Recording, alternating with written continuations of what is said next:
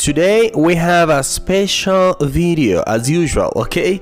We are going to be checking 25 basic verbs we should know, or if we want to practice English. So as I was telling you before, we're going to see today 25 basic verbs which are of great importance to learn, practice, and communicate yourselves in English. First of all, I want to point out something. That's okay. This is my list, okay? So it's what I think. It's only an opinion. Maybe you know some other verbs which are important to you, and I agree, that's okay, but this is my list. I think, in my opinion, I consider these 25 verbs are the basic ones and the most important ones. That's okay. So let's start with a list. The first one is, for me, the most important verb in English, and it's the verb be. That's okay. It's the verb be, that means ser o estar en español. And pues eso, el verbo to be, que significa ser o estar en español, para mí el verbo más importante que podemos tener en inglés, producto a las diferentes funciones que puedes realizar dentro del idioma, ¿ok? Nos vamos entonces con el segundo verbo, y estoy haciendo referencia al verbo to have. That's okay. El verbo have, que significa tener en español, obviamente muy importante también porque lo podemos ocupar incluso como auxiliar. No nos vamos a meter en ese embrollo ahora, pero sí, puede utilizarse como verbo, como auxiliar, o sea, como verbo auxiliar. No significa lo mismo, cambia el significado, entonces es uno de los verbos también más importantes. Por eso quiero que encabecen esta lista estos primeros dos verbos, be and have, ¿ok? Otro de los que más se usa en inglés, que acompañado de otras palabras pues tiene un buen de significados, y pues get, que es conseguir, obtener, digamos de manera general lo podemos traducir así a primera vista, conseguir, obtener. El otro verbo, do también súper importante.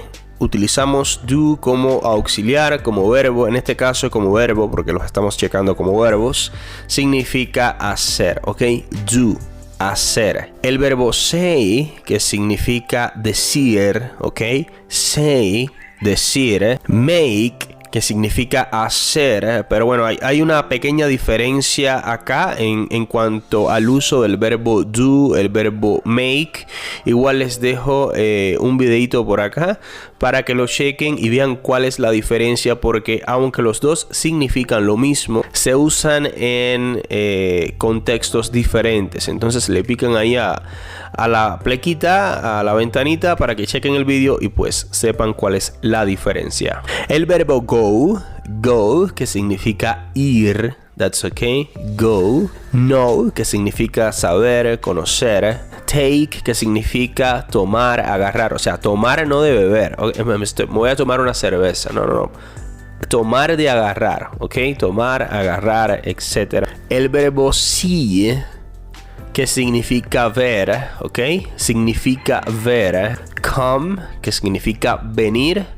I come to my house, vengo a mi casa, ok, come, venir. Pensar, y por acá les dejo un videito para que chequen la pronunciación de la TH correctamente en inglés. En qué momentos yo puedo pronunciarla como Z o como D, ese sonido que se parece a la D en español pero que no es igual. Entonces igual le dejo el videito por acá, le pican y checan cuándo pronunciar o cómo se pronuncia la TH en inglés. Look, mirar, that's okay, look, mirar. Want, querer, want, querer. Give, dar, brindar.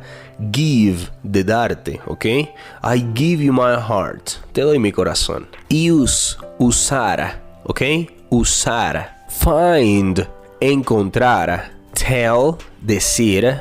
Ask, preguntar. Work, trabajar, work. Seem, parecer, seem, parecer. Feel, sentir. Feel, sentir. Live, partir, irse. Call, llamar. that's okay. Try, tratar, intentar. Y bueno, así estamos llegando a el final. Tenemos 25 verbos. 25 verbos, creo que 25 verbos muy importantes, muy básicos, pero también muy sencillos. Y nada chicos, así estamos llegando al final del vídeo de hoy. Espero como siempre les haya gustado. Por favor recuerden seguirme en mis distintas redes sociales. Suscríbanse al canal si todavía no lo hacen. Regálenme ese tremendísimo like y sigan conectados acá a Lemagnes Channel. That's okay. Nos vemos en un próximo vídeo. Bye bye. Un saludo.